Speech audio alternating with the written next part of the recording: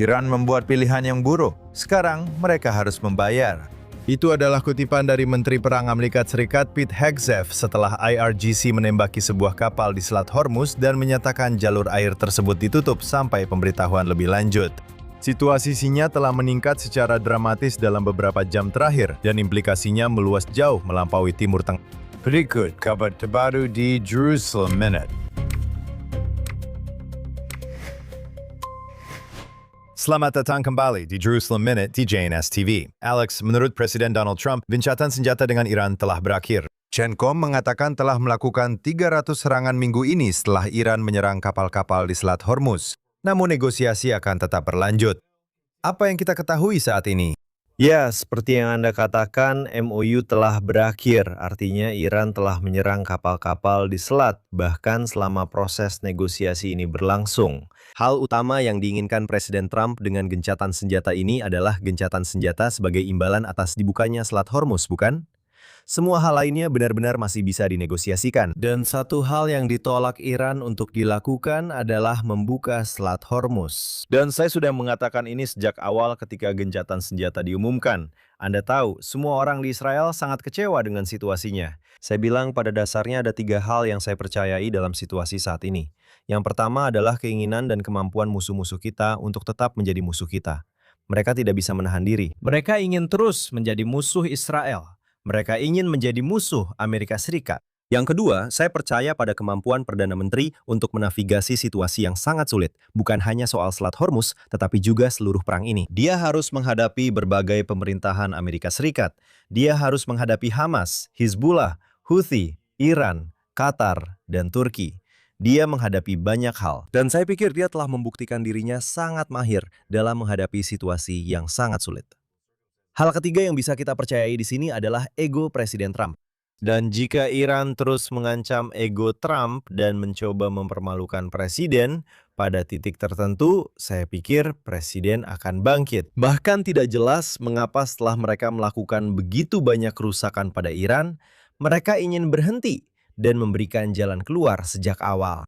Tapi tentu saja Amerika Serikat dan Israel jauh lebih kuat secara militer dibandingkan Iran. Jadi jeda ini sebenarnya tidak merugikan kemampuan Amerika Serikat atau Israel untuk terus berperang secara militer jika memang diperlukan. Dan saya rasa yang kita lihat sekarang adalah Presiden mulai kehilangan kesabaran dengan sangat cepat terhadap Iran. Dan hal lain yang kami katakan di awal ketika gencatan senjata diumumkan adalah bahwa ceritanya belum berakhir. Di sini Anda bisa lihat ceritanya memang belum berakhir. Pada saat yang sama, Anda bisa melihat bahwa Presiden ingin mengirimkan pesan secara militer kepada Iran untuk menjaga ancaman militer yang kredibel tetap ada.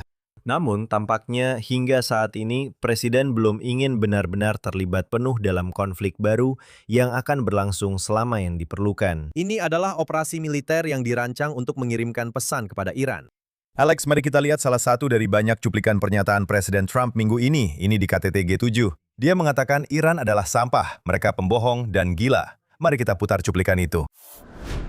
Apakah gencatan senjata sudah berakhir? Apakah gencatan senjata sudah selesai? Apakah MOU itu sudah mati? Itu pertanyaan yang sangat menarik.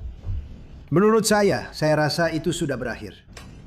Saya tidak mau berurusan dengan mereka lagi. Mereka itu sampah. Kamu tahu apa itu sampah? Mereka itu sampah, mereka orang-orang bejat. Mereka dipimpin oleh orang-orang bejat. Dan mereka itu orang-orang kejam, penuh kekerasan. Dan jika mereka punya senjata nuklir, mereka pasti akan menggunakannya. Menurut saya, ini sudah selesai. Saya akan bicara dengan para negosiator kita. Berurusan dengan mereka hanya buang-buang waktu. Mereka pembohong. Kita buat kesepakatan. Lalu bagaimana jika saya buat kesepakatan dengannya? Kita punya kesepakatan. Dan dia keluar. Dia bicara, kita buat kesepakatan. Semua jadi pemenang. Tidak ada senjata nuklir. Kita akan buat kesepakatan. Mereka keluar, bicara ke pers. Mereka bilang, kita bahkan tidak pernah membicarakannya. Ada yang salah dengan mereka. Mereka gila. Menurut saya ini sudah selesai. Apakah ini berarti pembicaraan dengan Iran tidak akan dilanjutkan kembali? Saya tidak peduli. Mereka bisa saja berbicara. Tapi menurut saya mereka hanya membuang-buang waktu. Mereka itu sekelompok pembohong. Jadi Presiden mengindahkan itu. Pembicaraan akan berlanjut, tapi gencatan senjata, nota kesepahaman, selesai. Ya, kamu tahu, menurut saya seringkali kamu melihat Presiden Trump dan dia. Sedang membual dan dia, kamu tahu, melebih-lebihkan situasinya. Menurut saya, ini adalah salah satu kutipan paling menonjol yang kita dapatkan dari Presiden dalam waktu yang lama. Dan saya setuju dengan setiap kata yang dia ucapkan di sini. Pertanyaannya, kenapa dia berpikir bahwa kita bisa bernegosiasi dengan Iran? Ada tulisan-tulisan tentang perilaku negosiasi Iran. Soal ini, Anda bahkan bisa meraih gelar PhD tentang strategi negosiasi Iran. Mereka bernegosiasi dari posisi lemah. Itu satu-satunya saat Iran mau berunding, yaitu untuk menyelamatkan dan mempertahankan diri. Dan yang mereka coba lakukan adalah memperpanjang negosiasi dan menyamakan kedudukan. Trump sendiri bahkan sempat ditanya soal ini beberapa minggu lalu. Ucapannya dikutip kembali kepadanya dalam bentuk pertanyaan, berujuk pada pernyataannya pada tahun 2020 bahwa Iran tidak pernah memenangkan perang, tetapi tidak pernah kalah dalam negosiasi. Jadi pertanyaannya adalah, kenapa Anda bernegosiasi dengan mereka sejak awal? Dan dia mengatakan di sini, mereka pembohong, mereka penipu, mereka sampah. Dan dia mengatakan bahwa MOU sudah berakhir. Sekarang pertanyaannya, kenapa Anda terus bernegosiasi? Dan dia bilang, saya rasa dia bilang bahwa Witkoff dan Kushner, mereka orang baik. Tapi pada akhirnya mereka bernegosiasi dengan presiden. Dia bilang mungkin mereka bisa bicara, tapi menurutnya ini sudah selesai. Jadi sulit untuk tahu persis kemana dia condong dalam hal ini, apa yang ingin dia lihat. Tampaknya jelas bahwa dia tidak ingin kembali sepenuhnya ke pertempuran. Tapi dia mulai merasakan betul bagaimana situasi di Timur Tengah di sini. Yang mana orang-orang Iran berusaha mendapatkan keuntungan maksimal dan mempermalukan Amerika Serikat, khususnya presiden, dengan strategi negosiasi mereka. Untuk menunjukkan kepada Anda betapa Iran benar-benar berbohong di sini, kemarin mereka mengatakan bahwa serangan mereka terhadap kapal-kapal di Selat Hormuz adalah kecelakaan, kesalahan. Dan kemudian pagi ini, mereka benar-benar mengumumkan bahwa mereka menutup Selat Hormuz dan kemudian melanjutkan dengan menyerang kapal lain. Jadi jelas, ini bukan sebuah kesalahan, ini adalah serangan yang disengaja. Dan mereka juga meluncurkan rudal ke berbagai negara, lagi-lagi di Timur Tengah, Bahrain, Kuwait, Yordania.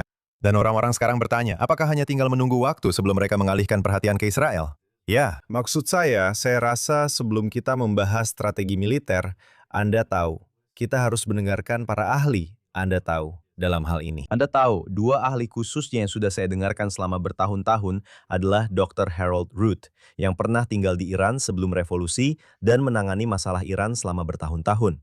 Dia pernah bekerja di Pentagon. Juga Bernard Lewis yang merupakan cendekiawan terkemuka tentang Timur Tengah. Budaya dan filsafat. Anda tahu, dan saya mewawancarai keduanya, serta sekitar 15 orang lainnya dalam sebuah film dokumenter yang saya buat berjudul Iranium pada tahun 2010. Dan benang merah utama yang muncul dari dokumenter ini adalah bahwa mereka tidak bisa dipercaya. Kehancuran timbal balik yang terjamin, seperti yang dimiliki Amerika Serikat dengan Uni Soviet, tidak berlaku untuk orang-orang Iran. Karena mereka memiliki filosofi keagamaan. Yang berarti bahwa jika mereka terlibat dalam semacam konflik besar, itu akan mewujudkan keyakinan agama mereka bahwa Mahdi, Mesias mereka, akan datang. Dan semua orang telah mengatakan, Anda tahu, mencoba membantah itu dengan mengatakan bahwa orang-orang Iran adalah pelaku yang rasional. Oke, jika orang-orang Iran adalah pelaku yang rasional di sini, lihatlah apa yang ditawarkan Amerika Serikat. Anda tahu, mereka menawarkan keringanan sanksi. Mereka menawarkan agar uang mengalir masuk. Mereka menawarkan untuk mengembalikan Iran ke komunitas internasional. Dan satu-satunya hal yang diinginkan Amerika Serikat sebagai imbalan adalah kebebasan pelayaran seperti sebelum perang dan tidak ada senjata nuklir. Dan Anda bisa melihat dengan sangat jelas bahwa orang-orang Iran tidak mau menyerahkan program nuklir mereka, bahkan jika program nuklir itu sudah hampir dihancurkan, dan mereka tidak bersedia membuka Selat Hormuz. Jadi Anda sudah menyebutkannya sebelumnya. Anda tahu mengapa Presiden Trump terus bernegosiasi. Di atas semua yang baru saja kita sebutkan, Israel sebenarnya mengungkap sebuah rencana untuk membunuh Presiden Trump.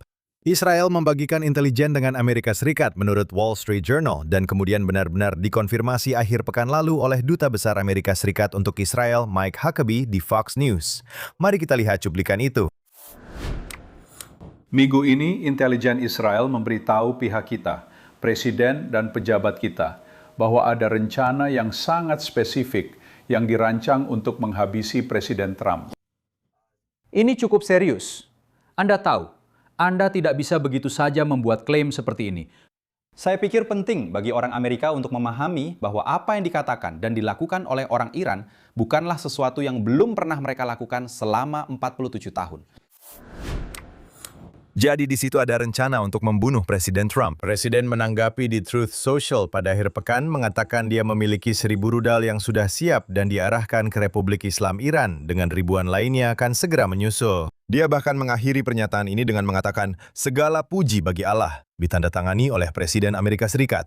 Mari kita bahas rencana untuk membunuh atau mungkin membunuh Presiden Trump.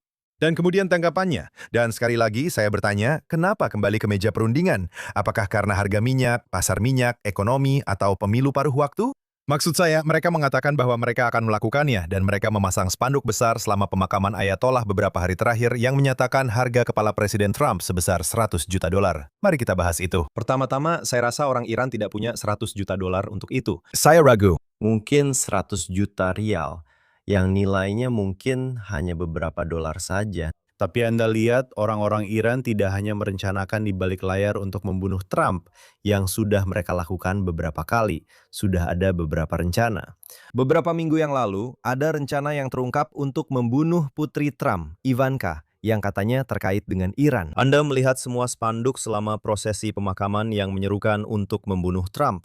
Tentu saja itu terjadi selama prosesi pemakaman untuk Ayatollah Khomeini yang merupakan pemimpin tertinggi Iran yang dibunuh oleh Israel dan sebagai bagian dari perang Amerika Serikat dan Israel melawan Iran.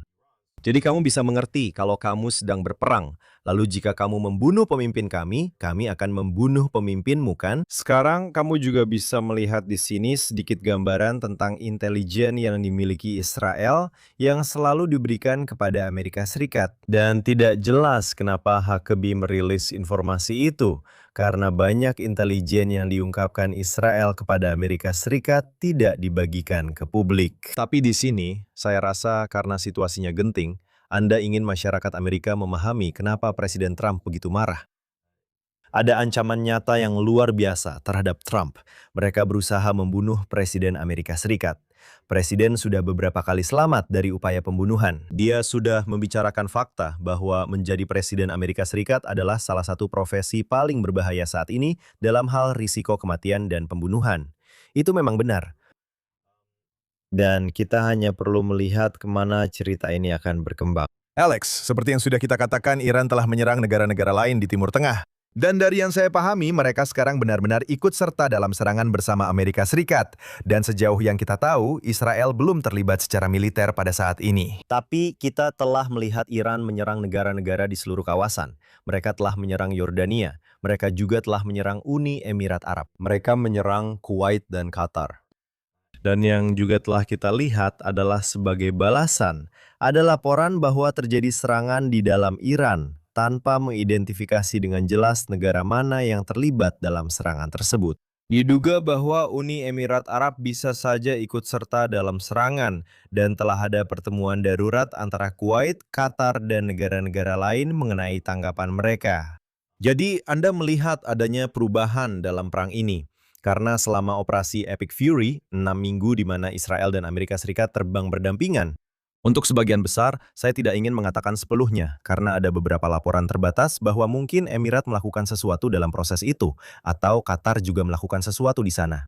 Yang kemungkinan besar hanya bersifat simbolis jika dibandingkan dengan operasi besar-besaran yang dilakukan oleh Amerika Serikat dan Israel. Tapi di sini Anda melihat bahwa negara-negara Arab adalah yang pertama menjadi target Iran dan yang kedua ikut berpartisipasi bersama Amerika Serikat. Dan menarik untuk dicatat tentu saja bahwa satu-satunya negara yang saat ini belum melancarkan serangan adalah Israel. Tapi harus diketahui bahwa Israel sudah siap dan siaga. Alasan mengapa Israel tidak terlibat saat ini adalah karena jika Israel ikut terlibat, itu tidak akan menjadi serangan simbolis. Itu bukan sekedar serangan untuk mengirim pesan jika Iran tidak membuka Selat Hormuz. Jika Israel terlibat lagi, kita melihat ada perkembangan di sini. Dan kita telah melihatnya di berbagai front dalam perang ini. Tapi sebelumnya, setelah Israel, maksud saya, mulai dengan membunuh Ismail Haniyeh, kepala Hamas, di dalam Teheran. Itu adalah serangan terbatas. Lalu Anda melihat Iran membalas setelah serangan Khaneh dan juga pembunuhan Hasan Nasrallah di Beirut. Anda tahu Iran mengirimkan rentetan rudal balistik. Lalu Israel melakukan serangan simbolis dengan angkatan udaranya di dalam Iran, menghancurkan beberapa sistem pertahanan udara, menunjukkan kepada orang Iran bahwa mereka bisa menyerang dengan presisi di dalam Iran. Kemudian Anda melihat perang 12 hari di mana Israel menyerang target strategis, yang kemudian diikuti oleh operasi Midnight Hammer dari Amerika Serikat, di mana pembom B-2 menghantam reaktor nuklir bawah tanah Fordo. Lalu Anda melihat kampanye 6 minggu berdampingan dengan Amerika Serikat. Percayalah, jika Israel terlibat lagi dalam hal ini, mereka akan benar-benar berusaha menghancurkan lawan. Tidak akan ada yang bisa menahan Israel pada saat itu. Belum lagi, Iran akan mulai menembakkan semua yang mereka miliki ke arah Israel. Saat ini sangat menarik untuk melihat bahwa Iran tidak ingin menarik Israel ke dalam perang. Mereka saat ini hampir secara eksklusif menyerang negara-negara di Teluk yang merupakan negara Arab. Karena ketika Anda menyerang negara-negara tersebut, itu memberikan tekanan pada Amerika Serikat, bukan? Israel bisa mengurus dirinya sendiri. Menteri Pertahanan Israel, Israel Katz, mengatakan minggu lalu bahwa Israel bersedia melawan Iran sendirian. Oke, mereka bahkan tidak membutuhkan Amerika Serikat dengan kemampuan yang mereka miliki saat ini. Jadi Anda lihat bahwa hal terakhir yang diinginkan Iran adalah keterlibatan Israel. Mereka lebih memilih mengambil risiko sekarang melawan Amerika Serikat karena mereka percaya bahwa Presiden Trump mudah terpengaruh oleh permintaan mereka untuk negosiasi. Benar bahwa mereka punya hal-hal yang bisa mereka janjikan kepada Presiden, seperti membuka Selat Hormuz. Israel tidak peduli apakah Selat Hormuz terbuka atau tidak. Israel tidak mendapatkan gas atau minyak mereka melalui Selat Hormuz. Mereka melihat Iran sebagai ancaman eksistensial. Mereka tidak peduli dengan selat itu. Mereka tidak peduli dengan ego presiden. Mereka tidak peduli dengan ego Netanyahu. Ini bukan soal ego di sini. Jadi orang-orang Iran tidak ingin Israel terlibat. Karena jika Israel terlibat, mereka akan menghabisi para pemimpin yang tersisa. Mereka akan melakukan segala yang mereka bisa untuk memicu penggulingan rezim ini sekali untuk selamanya. Jadi orang-orang Iran berkata, "Hey, mari kita coba peruntungan melawan Amerika Serikat." Dan itu menarik karena Amerika Serikat adalah kekuatan yang jauh lebih kuat daripada negara Israel. Namun, dalam beberapa hal, Israel adalah ancaman yang jauh lebih kuat bagi Iran, bahkan dibandingkan Amerika Serikat. Ya Alex, seperti yang kamu katakan, Israel sudah siap tempur. Dan di sisi lain, IDF mengatakan bahwa mereka siap untuk menghadapi skenario apapun jika memang Iran mulai meluncurkan rudal lagi. Ya, dan hanya karena Israel sedang tidak terlibat sekarang, bukan berarti Israel akan tetap tidak terlibat untuk jangka panjang, bukan? Ya, itu bisa berubah dalam sekejap. Itu bisa berubah karena beberapa alasan. Itu bisa berubah jika Iran menyerang Israel. Sekali lagi, itu akan menjadi pemicu yang akan membawa Israel kembali ke dalam perang ini. Pemicu lainnya adalah jika Presiden Trump berkata, "Israel, kami ingin kalian ikut serta." Jika Presiden berkata kepada Perdana Menteri Netanyahu, "Kami ingin kalian kembali bertempur bahu-membahu." Tebak apa? Seperti yang saya katakan, Israel sudah siap tempur, dan dengan cara yang sama, Presiden bersedia terbang berdampingan dengan pilot tempur Israel selama Epic Fury. Dengan cara yang sama seperti Amerika Serikat bersedia menjatuhkan bom terbesar mereka, Mother of All Bombs, pada bunker buster di Fordo. Jika Presiden berkata, "Hey, kita sudah melakukan pekerjaan hebat bersama, kita ingin bertarung lagi bersama," Israel akan ikut bertempur. Ya, tentu saja. Dan saya ingin lanjut sekarang, Alex. Seperti yang saya katakan sebelumnya, banyak kutipan dari G7 itu. Masalah lain yang kami bahas minggu lalu adalah Turki. Presiden Trump mengumumkan pada hari Selasa bahwa pemerintahannya sedang aktif bekerja untuk mencabut sanksi yang ada terhadap Turki dengan mengatakan kita tidak ingin memberikan sanksi kepada negara sahabat. Pada saat yang sama, dia mengangkat isu tentang F-35. Dan sepertinya Presiden sedang melanjutkan rencana untuk memberikan pesawat-pesawat itu kepada Turki. Mari kita lihat cuplikan ini. Saya bisa katakan, kita akan mencabut sanksi-sanksi itu. Kita tidak ingin memberikan sanksi kepada negara sahabat. Itu sangat sederhana. Ada banyak orang yang bisa kita beri sanksi, dan kita memang sedang memberikan sanksi. Kita tidak ingin memberikan sanksi kepada negara sahabat. Dan karena Presiden, Anda tahu, kita memiliki hubungan yang sangat baik dengan pemimpin baru Suriah. Dan dia telah melakukan pekerjaan yang luar biasa. Dalam 1,5 tahun, dia telah menyatukan seluruh negara. Jadi Alex, kita akan membicarakan Suriah sebentar lagi. Mari kita fokus pada Turki. Sekali lagi, tidak ingin memberikan sanksi kepada negara sahabat.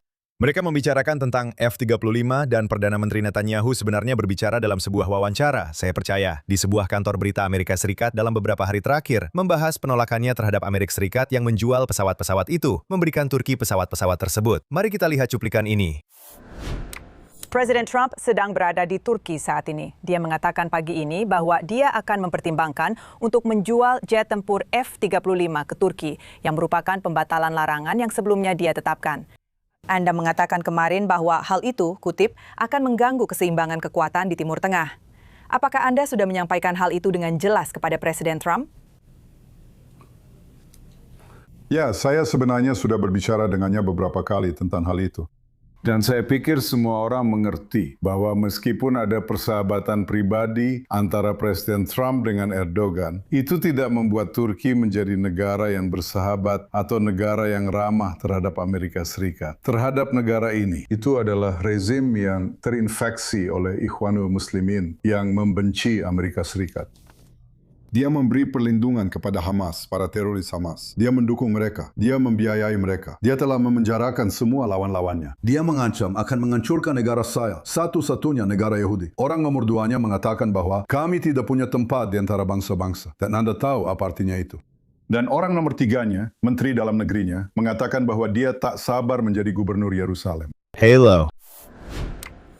Alex, saya ingin membicarakan tentang signifikansinya terhadap Israel. Tapi Netanyahu, Perdana Menteri, pada dasarnya memperingatkan Presiden Trump, hati-hati dengan teman baikmu ini. Kamu sudah sering menyebutkan betapa hebatnya dia sebagai pemimpin, Erdogan. Mengatakan bahwa Turki bukanlah teman Amerika Serikat, dan ada unsur Ikhwanul Muslimin di seluruh negeri itu. Apa yang bisa kita simpulkan dari segitiga ini, Netanyahu, Trump, dan Turki? Nah, katakanlah kita mempercayai ucapan Presiden. Dan saya pernah berada di Gedung Putih bersama Presiden dan Perdana Menteri pada suatu waktu ketika, Anda tahu, Netanyahu mengungkapkan kekhawatirannya tentang Erdogan dan beberapa pernyataan agresif yang sudah dia buat bahkan beberapa bulan yang lalu. Dan Presiden saat itu berkata, saya akan menjadi penengah antara kalian, antara Israel, Netanyahu, dan Erdogan dari Turki. Kamu tahu, kalau kamu punya masalah, BB, hubungi saya. Saya akan pastikan Erdogan tidak melakukan apapun. Dan Presiden baru saja mengatakan minggu ini bahwa Turki sebenarnya bisa saja dengan mudah ikut masuk perang bersama Iran. Tapi Trump menelpon Erdogan dan Turki tidak ikut serta dan tidak masuk dalam perang. Dan itulah masalahnya. Oke, masalahnya ada pada apa yang baru saja dikatakan Presiden Trump. Pada dasarnya bahwa Turki memiliki kemampuan dan kemauan untuk ikut berperang. Dan satu-satunya alasan Turki tidak ikut berperang adalah karena Presiden memintanya untuk tidak melakukan itu. Karena Erdogan sedang mencari keuntungan dari Presiden Trump di Amerika Serikat dan menyadari bahwa jika dia ikut berperang, akan ada konsekuensinya. Dalam hal tidak dicabutnya sanksi, dalam hal tidak mendapatkan F-35, dalam hal kemungkinan tindakan hukuman dari NATO. Jadi Anda tahu, Erdogan sedang mempertimbangkan kepentingannya di sini terhadap Amerika Serikat. Tapi itu hanya karena Presiden Trump mengatakan betapa hebatnya Erdogan, yang Anda tahu meningkatkan citra Erdogan di seluruh dunia dan menawarkan banyak insentif daripada ancaman. Jadi, apa masalahnya? Masalahnya adalah jika Anda berkata kepada Erdogan, oke, alasan saya meminta Anda untuk tidak ikut perang melawan Iran dan Anda tidak melakukannya. Jadi, yang akan saya lakukan sebagai hadiah atas kebaikan itu adalah saya sekarang akan memberi Anda alat yang Anda butuhkan untuk melawan Israel dalam perang. Benar? Itu tidak masuk akal. Benar? Jika mereka akan berkata, dengar, kamu berperilaku baik, kami akan mencabut sanksi. Oke, itu masuk akal. Oke, ada sanksi terhadapmu. Itu sulit.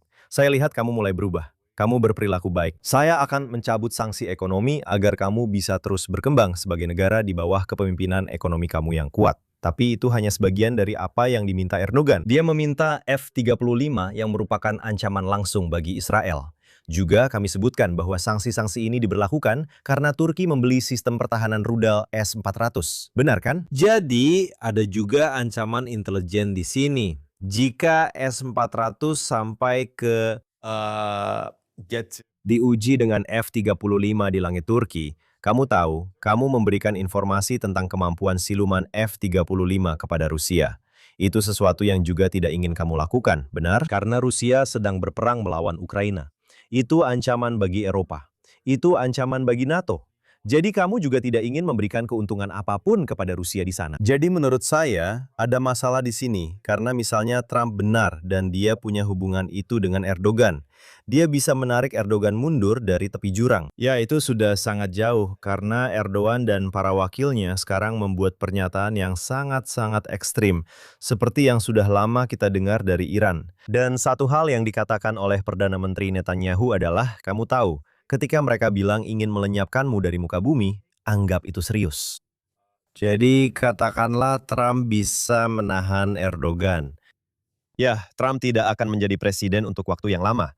Dan hal lainnya adalah seperti yang disebutkan Netanyahu di sini, bahwa nomor 2, Fidan, Menteri Luar Negeri Turki, Menteri Dalam Negeri Turki, mereka adalah calon penerus Erdogan. Dan jika Anda pikir Erdogan itu ekstremis, lihat saja penerusnya, karena mereka tidak kurang ekstrim. Mereka juga tidak lebih rasional. Bahkan, mereka lebih agresif dalam klaim mereka terhadap Israel dan keinginan mereka untuk membangun kembali kekaisaran Utsmaniyah di Timur Tengah. Alex, pada saat yang sama di KTT, Presiden Trump bertemu dengan Presiden Suriah Ahmed al-Shara yang juga dikenal sebagai Al-Jolani. Serta untuk pertama kalinya, seorang Presiden Amerika Serikat bertemu dengan pemimpin Suriah dalam 25 tahun terakhir. Maksud saya, Anda melihat mereka di sana. Ini terlihat seperti hubungan akrab, jika boleh dibilang, antara Presiden Trump dan al-Shara. Juga, menurut saya sangat penting, Presiden Trump ditanya tentang Suriah dan daftar terorisme Amerika Serikat. Dan Presiden berkata, kutip, Suriah telah menjadi sangat stabil. Ini benar-benar telah distabilkan dan kami bangga akan hal itu. Dan dia sedang mempertimbangkan untuk menghapus Suriah dari daftar terorisme itu. Presiden benar-benar sangat menyukai al-Shara. Maksud saya, dia sudah menunjukkan itu dengan sangat-sangat jelas. Ya, kalau Anda lihat di sekitar wilayah itu, sepertinya Presiden Amerika Serikat menghormati para pemimpin kuat. Oke, dia menghormati Erdogan, dia menghormati al-Shara. Dia menghormati Al-Thani di Qatar. Dia menghormati Marsekal Lapangan Pakistan. Dan sampai batas tertentu, Anda lihat dia juga sangat menghormati Netanyahu. Bahkan jika dia tidak setuju dengan Netanyahu, dia tetap menghormatinya karena Netanyahu adalah orang yang kuat. Anda tahu dalam hal apa yang telah dilakukan al-Shara di Suriah, bagaimana dia menciptakan stabilitas dengan menebar ketakutan. Maksud saya, mereka telah membunuh Alawi, mereka telah membunuh orang Kristen, mereka telah membunuh Drus. Israel bahkan harus melancarkan serangan di wilayah Suriah untuk melindungi minoritas Druze yang ada di sana. Ingat bahwa di dalam Israel ada saya kira sekitar 150.000 orang Druz juga di dalam Israel. Jadi Anda tahu Israel mengambil langkah untuk melindungi minoritas-minoritas tersebut. Dalam beberapa bulan terakhir, situasinya relatif tenang dari semua yang kami pantau di sini. Apakah kita tahu bahwa al-Shara adalah mitra yang dapat dipercaya untuk perdamaian? Saya rasa tidak ada alasan untuk menganggap bahwa seseorang yang didukung oleh Turki dan memiliki hubungan, setidaknya di masa lalunya dengan Al-Qaeda, harus dipercaya. Namun bagi Presiden Trump, situasinya tampaknya memang sudah sedikit stabil. Dan saya rasa sebagai alternatif dari Bashar Assad, mungkin situasinya tidak selalu lebih buruk. Tapi tentu saja Anda tahu, ini seperti pertanyaan, apakah lebih baik iblis yang kita kenal daripada iblis yang tidak kita kenal? Dan kita mulai terbiasa berurusan dengan al-Shara. Jadi sekarang al-Shara adalah iblis yang kita kenal. Ya, benar sekali. Pada saat yang sama, Alex, saya ingin mengalihkan perhatian kita ke Gaza jika memungkinkan. Board of Peace milik Trump sedang mempersiapkan zona kemanusiaan percontohan di Gaza Selatan untuk menampung apa yang mereka sebut warga sipil Palestina yang telah diverifikasi di luar kendali Hamas. Tujuannya, menurut rencana tersebut, adalah untuk menciptakan zona kemanusiaan yang aman di mana warga sipil dapat mengakses tempat perlindungan dan layanan dasar di luar kendali Hamas. Sementara proses yang lebih luas terkait pemerintahan, keamanan, dan pelucutan senjata terus berlangsung, menurut sumber di sini. Jadi zona ini saya kira adalah bagian dari tahap kedua dari rencana 20 poin Presiden Trump. Hamas masih mengatakan mereka tidak akan melucuti senjata, tetapi tampaknya Board of Peace akan secara aktif turun langsung terlibat dalam situasi di Gaza. Ya, secara teori, seluruh konsep zona kemanusiaan itu sebenarnya tidak bermasalah kan? Jika akan dipastikan bahwa ini adalah zona bebas Hamas, bahwa ini adalah zona bebas kekerasan. Jika Anda berbicara tentang menyediakan tempat berlindung seperti tenda dan makanan, Anda tahu, Saya rasa Israel tidak akan terlalu banyak mengeluh tentang hal itu. Saya rasa masalah di sini adalah bahwa dikatakan zona tersebut akan dikelola oleh Komite Nasional untuk Administrasi Gaza yang didukung AS, NCAG, dan juga diamankan oleh semacam pasukan stabilisasi internasional multinasional, ISF. Jadi pertanyaannya adalah, apa itu NCAG? Apa itu komite ini? Ini akan dijalankan oleh warga Palestina. Dan pertanyaannya, apakah ini hanya kedok untuk Hamas? Ancaman besar di sini adalah Hamas berkata, oke, kalian menang, kami tidak memimpin lagi. Oke, sekarang ada beberapa warga Palestina yang ditunjuk sebagai pemimpin dan merekalah komite pemerintahan, bukan kami. Tapi Hamas tidak benar-benar melucuti senjata. Dan Komite Nasional untuk Administrasi Gaza ini menjadi semacam kedok yang memungkinkan Hamas tetap beroperasi. Terutama karena sudah dibahas dalam beberapa laporan bahwa Komite Nasional untuk Administrasi Gaza memang berniat bekerja sama dengan Hamas. Benar kan? Jadi pertanyaannya, ini seperti teroris melawan teroris yang memakai jas. Anda tahu, inilah perbedaan yang selalu ada antara Hamas dan otoritas Palestina. Otoritas. Mahmud Abbas adalah seorang teroris, tapi dia memakai jas. Tidak seperti Yasser Arafat yang selalu mengenakan kefiyeh dan mengacungkan pistol. Jadi Mahmud Abbas berkata, Anda tahu, saya berbeda, saya moderat. Lihat saya memakai jas. Tapi dia hanya melanjutkan tujuan Yasser Arafat, hanya saja dia melakukannya dengan memakai jas. Al-Shara adalah seorang teroris yang memutuskan untuk memakai jas. Jadi inilah ancamannya. Dan ancaman lainnya adalah jika zona bantuan kemanusiaan berjalan lancar, ada pasukan stabilisasi internasional, Board of Peace akan berkata, "Hey, kita punya momentum. Lihat, Hamas sekarang diam. Kita bisa berurusan dengan mereka." Jadi sekarang mari kita mulai proses membangun kembali. Dan jika itu terjadi tanpa perlucutan senjata penuh Hamas, itu masalah. Jika itu terjadi tanpa program deradikalisasi, itu juga masalah. Dan kita sudah melihat laporan sebelumnya bahwa Jason Olsen yang bertanggung jawab atas program deradikalisasi telah mengundurkan diri dari jabatannya. Karena dia memahami bahwa pihak Qatar melebih-lebihkan pengaruh mereka dalam urusan di dalam jalur Gaza. Jadi kita punya banyak hal yang perlu dikhawatirkan. Jika kita hanya berbicara tentang makanan, tenda, dan zona kemanusiaan, ya Anda tahu, ini adalah sesuatu yang telah coba dilakukan oleh Amerika Serikat bahkan selama perang berlangsung. Dan Israel selalu bersedia memfasilitasi bantuan kemanusiaan. Itu adalah keputusan yang mereka buat sejak awal perang, membantu penyaluran bantuan kemanusiaan sambil tetap memburu para teroris. Jadi Israel akan membantu penyaluran bantuan kemanusiaan. Israel tidak menentang bantuan kemanusiaan. Masalahnya adalah apakah para teroris akan dilucuti atau tidak. Alex, kita lanjutkan di sini. Baru-baru ini, Wali Kota New York City, Zohar Hamadani, mengatakan, "Ya, saya mendukung negara Israel, tapi saya tidak mendukung Israel sebagai negara Yahudi." Jadi minggu ini, Perdana Menteri Netanyahu membalas dalam wawancara di CNN ini. Mari kita lihat cuplikannya. Ya, dia dengan mudah melupakan bahwa satu-satunya demokrasi di Timur Tengah adalah Israel. 20% dari warga negara kami sebenarnya adalah Muslim. Mereka memang bukan, tapi mereka duduk di Mahkamah Agung. Mereka ada di Knesset, parlemen kami. Mereka terlibat di setiap bidang kehidupan. Itu satu-satunya tempat di Timur Tengah di mana kesetaraan yang dia bicarakan itu benar-benar ada. Tapi dia telah mendukung, atau para pendukungnya telah mendukung Hamas, orang-orang yang membunuh orang, yang memenggal kepala pria-pria kami, memperkosa wanita-wanita kami, lalu membunuh mereka, membakar bayi hidup-hidup, dan sebagainya. Dia mengatakan, dirungan sendai sampai ke laut. Dia mendukung mereka. Ini bukan sekadar sinisme. Maksud saya, ini konyol. Ini tidak masuk akal. Jadi begitulah, Mamdani di depan kamera berkata, "Ya, saya mendukung negara Israel, tapi saya tidak mendukung negara manapun yang mendefinisikan dirinya sebagai negara yang terkait dengan salah satu agama besar." Meskipun ada begitu banyak negara Muslim di dunia, negara Kristen resmi di dunia, tapi dia justru bermasalah dengan satu-satunya negara Yahudi.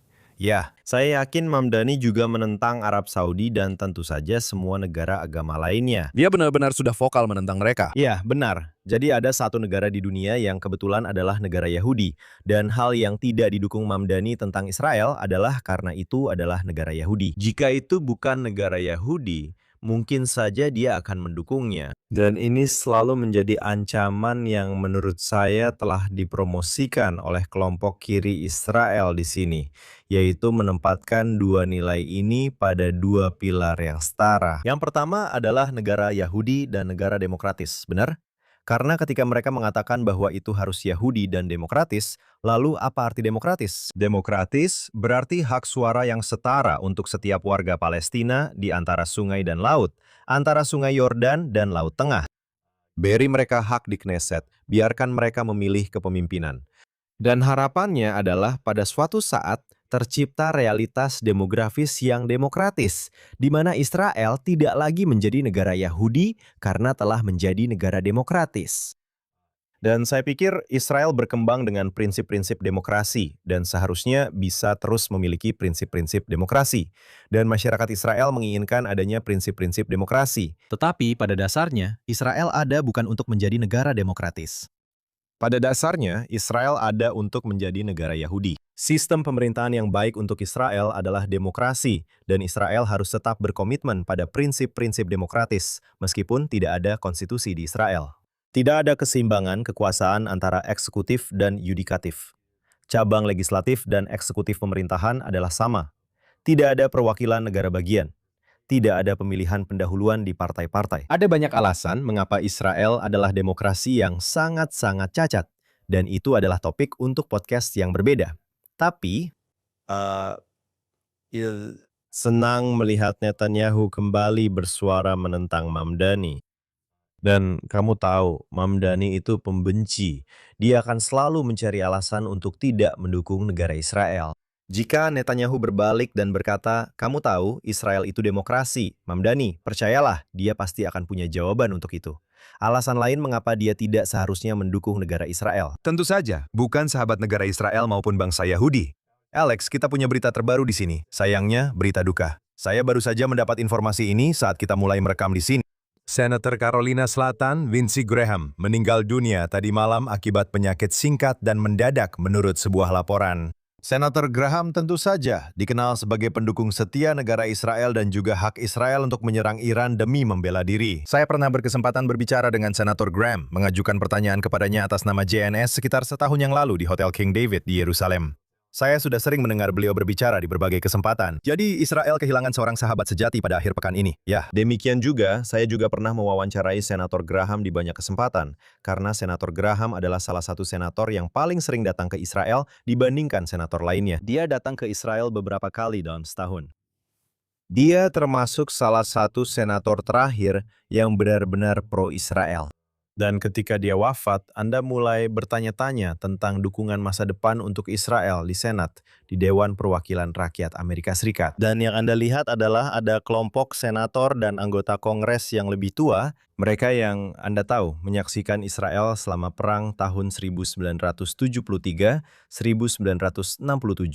mereka memahami ancaman eksistensial yang dihadapi Israel. Mereka juga memahami nilai-nilai yang sama antara kedua negara. Tapi kalau bicara khusus tentang Lindsey Graham, seperti yang Anda sebutkan, dia adalah pendukung besar Israel. Dia adalah pendukung utama penjualan senjata Amerika ke Israel, pendukung utama paket bantuan militer untuk Israel. Dia adalah pendukung besar Abraham Accords dan normalisasi ekonomi antara Israel dan negara-negara di Teluk, termasuk sangat mendukung normalisasi antara Israel dan Arab Saudi. Dan seperti yang Anda katakan, dia juga benar-benar memahami bahwa Iran adalah ancaman bukan hanya bagi Israel, tetapi juga bagi stabilitas seluruh Timur Tengah. Dan dia adalah pendukung utama serangan presiden terhadap Iran dan juga serangan Israel terhadap Iran. Yang ingin saya katakan adalah bahwa Lindsey Graham juga merupakan pendukung solusi dua negara. Benar, kamu tahu, dan itu adalah salah satu hal yang selalu membuat saya tidak sependapat dengan Graham. Tapi dia, dalam beberapa tahun terakhir, menggunakan semacam dorongan solusi dua negara atau semacamnya. Saya rasa dia puas dengan semacam, dorongan negara minus untuk Palestina. Karena dia percaya bahwa melakukan hal itu, semacam pengakuan terhadap kenegaraan Palestina akan mengarah pada normalisasi antara Israel dan Arab Saudi. Jadi dia melihatnya dalam konteks itu. Tapi itu juga untuk menunjukkan kepada Anda bahwa bahkan mereka yang tidak sepenuhnya sejalan dengan kebijakan Anda masih bisa menjadi teman dan sekutu Anda pada akhirnya. Jadi saya tahu bahwa Perdana Menteri Netanyahu memiliki rasa kasih sayang dan penghargaan yang kuat terhadap Lindsey Graham. Saya rasa semua orang Israel di sini yang mendengar kabar ini akan merasa sedih atas kepergiannya. Dan kita hanya bisa berharap bahwa kita mendapatkan lebih banyak anggota Kongres dan Senator yang memiliki rasa kasih sayang yang kuat terhadap Israel, seperti Lindsey Graham, meskipun ada perbedaan pendapat dalam beberapa kebijakan. Tentu saja, semoga beristirahat dengan tenang, Senator Lindsey Graham. Dan itu saja untuk Jerusalem Minute minggu ini di JNS TV. Josh Eisen di sini, koresponden untuk JNS, bersama CEO Alex Kramen. Pastikan Anda berlangganan. Pastikan Anda melihat semua konten luar biasa di JNS TV. Berikan kami super thanks dan kunjungi jnss.org untuk semua berita terbaru dari Israel, Timur Tengah, dan seluruh dunia Yahudi. Salam besar untuk tim di balik layar di JNS TV, dan kita akan bertemu lagi minggu depan di Jerusalem Minute di JNS TV.